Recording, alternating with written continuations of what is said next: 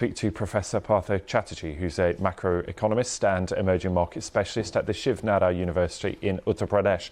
Thank you for being with us. And we touched on a couple of the drivers of that growth, but India's economy bouncing back pretty well. It's pretty healthy growth, and growth that many countries around the world would be pretty envious of right now. Right. As you said, I mean, the one perspective to look at these growth rates of India is from the global context, where what's happening in the rest of the world. Germany is in recession, UK, you probably just managing to miss that. US economy is not doing great either.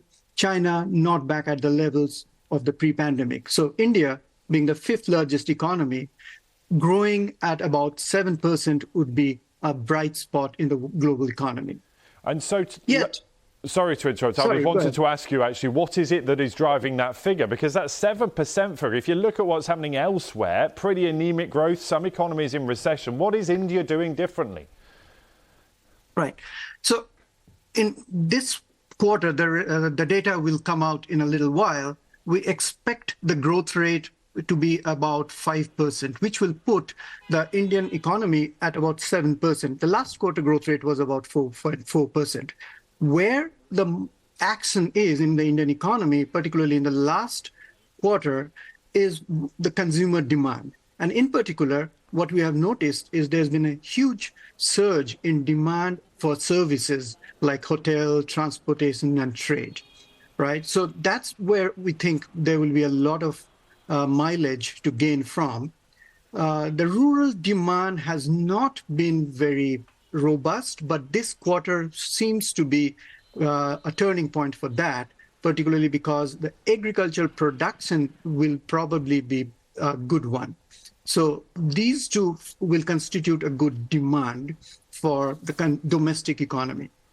Unfortunately, investment has not been great in the context of Indian economy and what it can achieve. And I don't think we would see a lot of action there.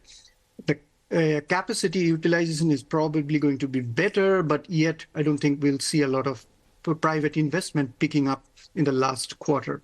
Yeah, and briefly for us, if you would, I mean, if we look at the headwinds that are facing other economies, given what you're telling me about domestic consumption, does that mean that the Indian economy is immune from some of those headwinds?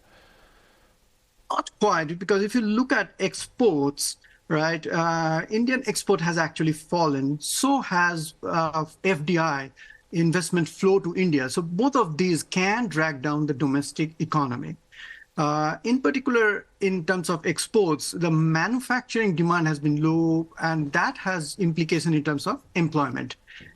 Youth employment in India has actually been high and sticky. So this is an area of concern that while we see urban demand and, probably a resurgence in one segment of the economy, is it all that widespread? Yeah, it's really interesting, isn't it, to see how things are done differently and what impact that has. Really good to have you with us, Professor Chatterjee there from the Shiv Nara University in Uttar Pradesh. We'll speak a little later once we have those official figures. Sure.